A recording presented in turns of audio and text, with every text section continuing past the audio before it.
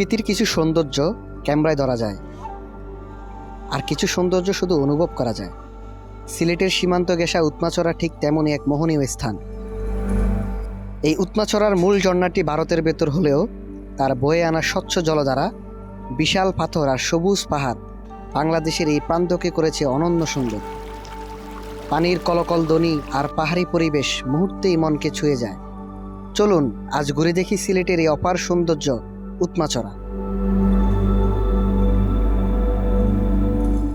আসসালামু আলাইকুম। আজকের যাত্রা একটু ভিন্ন, কারণ হচ্ছে আজকে আমরা যাচ্ছি সিলেটের অন্যতম আনসিন একটা জায়গায়। সামনে অপেক্ষা করছে ট্রেল, জিরিপথ আর পাহাড়ি অভিযানের রোমাঞ্চ।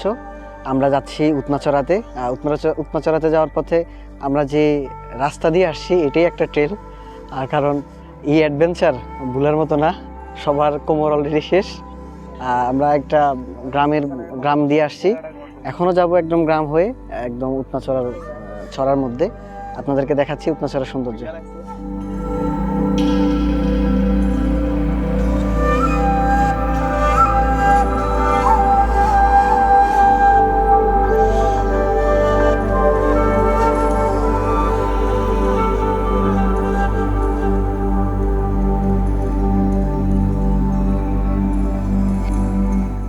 আমাদের সিএনজি আমাদেরকে এখানে নামাই দিছে, বাকি পথ আমরা ট্রেল করে যেতে হবে, হেঁটে যেতে হবে। মামুন ভাই চলেন। যাচ্ছি ইন্ডিয়াতে, ওই যে কাঁটাতারে বেড়া দেখা যাইতেছে। লাস্ট একটা গ্রাম হয়ে আমরা যাচ্ছি।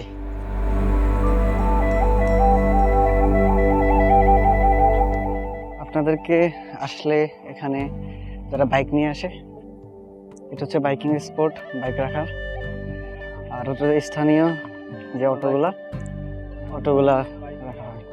আসলে বরাবরের মতো বাংলাদেশের যে বর্ডার সাইড গ্রামগুলো, এগুলো আসলে অনেক সুন্দর।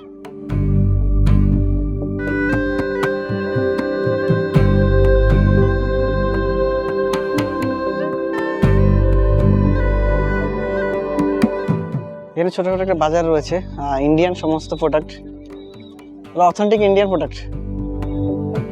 এখানে ইন্ডিয়ান একটা দোকান দেখলাম, সামনে অনেকগুলো ইন্ডিয়ান দোকান আছে, ইন্ডিয়ান প্রোডাক্ট পাওয়া যায়।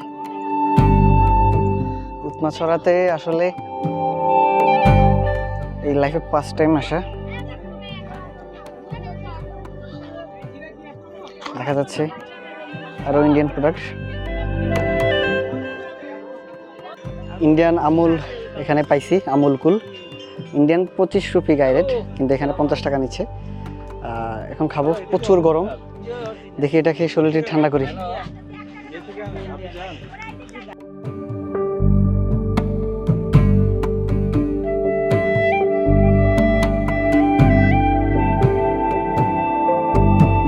আমরা উৎমাছড়াতে চলে আসছি, এটা সেই উৎমাছড়া।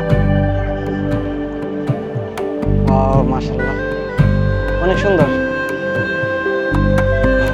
ওই যে ইন্ডিয়ান পাহাড়, মেঘালয় পাহাড়, ইন্ডিয়া বর্ডার, সবকিছুই দেখা যাচ্ছে। যারা উৎমাছড়াতে গোসল করতে চান তারা গোসল করতে পারবেন। এখানে চেঞ্জিং লকার ব্যবস্থা আছে, যারা গোসল করতে চায় তারা সব লকারে রাখা গোসল করবে না। যে একজন আছে, আর এই হচ্ছে, দেখি আমরা নামবো। আমরা এখন উৎমাছড়াতে, এখানে গোসল করবো না, বাট অর্ধেক নামছি। পানি মনে হয় যে আমরা কি বলে এটা সতেজতা ফিরে পাইছি আমরা, মানে এত ঠান্ডা পানি। মেঘালয় সেই ঝর্ণাটা আমরা দেখি এখান থেকে, যে ঝর্ণা থেকে পানি পড়তেছে, এখানে সেই পানিতে আমরা এখন পা ভিজাচ্ছি। আপনাদেরকে উৎমাছড়ার কিছু এরিয়াল ভিউ দেখাচ্ছি, কিছু এরিয়াল ভিউ দেখেন, কিছু ড্রোন শট দেখেন, উপভোগ করুন।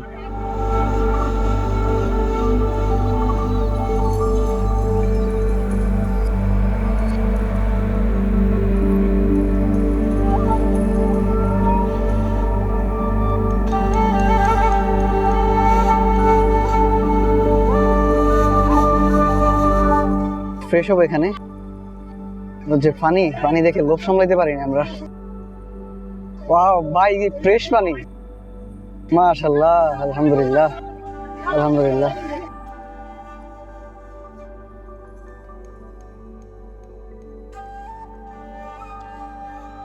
কিছু জায়গা আছে যেখানে পৌঁছানোর পর মনে হয় শহরের ব্যস্ততা থেকে সত্যি অনেক দূরে চলে এসেছি।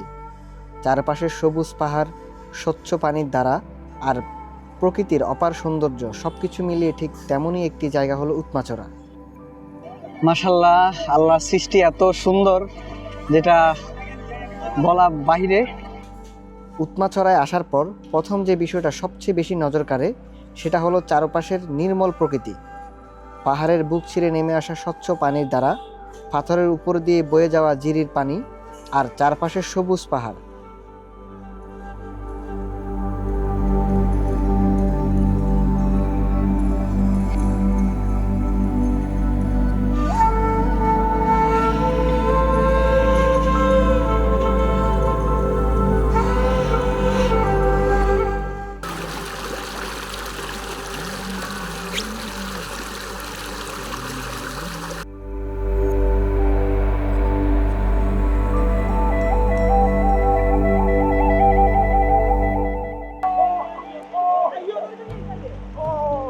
চিন্তা করছেন এত সুন্দর হইব?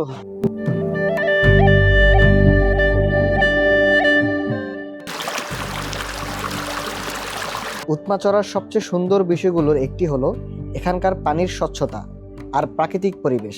পাথরের উপর বসে পানির স্রোত দেখা, পাহাড়ের দিকে তাকিয়ে থাকা কিংবা শুধু ঝিরির শব্দ শোনা, প্রতিটা মুহূর্তেই মনে রাখার মতো। সত্যি বলতে উৎমাচড়া শুধু একটি ভ্রমণ স্থান নয়, এটি প্রকৃতির খুব কাছাকাছি গিয়ে কিছুটা সময় নিজের মতো করে কাটানোর একটি সুযোগ। যারা পাহাড়, জিরি আর প্রকৃতির নিরিবিলি সৌন্দর্য ভালোবাসেন তাদের ভ্রমণের তালিকায় উৎমাচড়া জায়গা করে নিতে পারে।